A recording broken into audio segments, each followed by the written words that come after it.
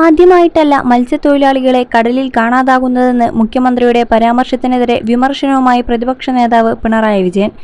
തീരപ്രദേശ ജനങ്ങളെ ആകെ അവഗണിക്കുന്ന പ്രസ്താവനയാണ് മുഖ്യമന്ത്രിയുടെ ഭാഗത്തുനിന്നും ഉണ്ടായത്. മത്സ്യത്തൊഴിലാളികൾക്കായി ആദ്യ മണിക്കൂറിൽ രക്ഷാപ്രവർത്തനം ഉണ്ടായില്ലെന്നും പിണറായി വിജയൻ കുറ്റപ്പെടുത്തി.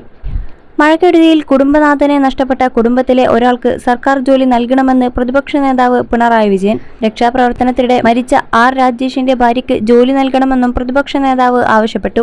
കടലിൽ കാണാതായവരെ മരിച്ചെന്ന് സ്ഥിരീകരിക്കാൻ 7 വർഷം വേണമെന്ന മാനദണ്ഡം കഴിഞ്ഞ സർക്കാരുകളുടെ കാലത്തു തന്നെ വേണ്ടെന്ന് വെച്ചതാണ്.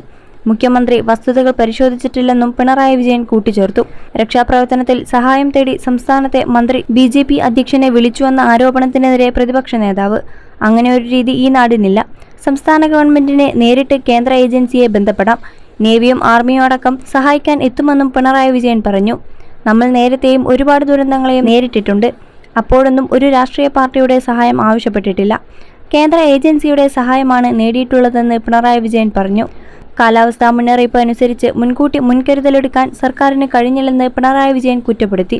ക്യാമ്പുകളിലും സൗകര്യം ഒരുക്കുന്നതിൽ വീഴ്ചയുണ്ടായി. ഇത്തരം സന്ദർഭങ്ങളിൽ എന്തൊക്കെ കാര്യങ്ങൾ ചെയ്യേണ്ടതെന്ന് നല്ല വ്യവസ്ഥയുള്ള സംസ്ഥാനമാണ് കേരളം. അങ്ങനെയുള്ളിടത്ത് എങ്ങനെ അബദ്ധമുണ്ടായി?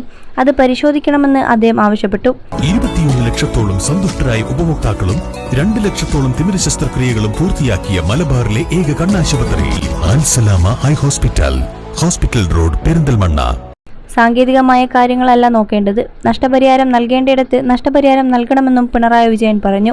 കടലിൽ വീണവരെ രക്ഷപ്പെടുത്തുന്നതിൽ ആദ്യ മണിക്കൂറിൽ രക്ഷാപ്രവർത്തനം ഉണ്ടായില്ല. ഗുരുതരമായ കൃത്യവിലോപം ഉണ്ടായെന്ന് പിണറായി വിജയൻ വിമർശിച്ചു. ഇത്തരം സന്ദർഭങ്ങളിൽ സ്വീകരിക്കേണ്ട നടപടികൾ അറിയാത്തവരല്ല. വ്യാപകമായി വിമർശനം ഉയരുമ്പോൾ സർക്കാരിന് പരിശോധിക്കാൻ ബാധ്യതയുണ്ട്. സർക്കാർ ചെയ്യേണ്ട കാര്യങ്ങൾ ചെയ്യണം. പ്രവർത്തനങ്ങൾ ഏകോപിപ്പിക്കലാണ് സർക്കാർ ചെയ്യേണ്ടതെന്ന് പിണറായി വിജയൻ പറഞ്ഞു.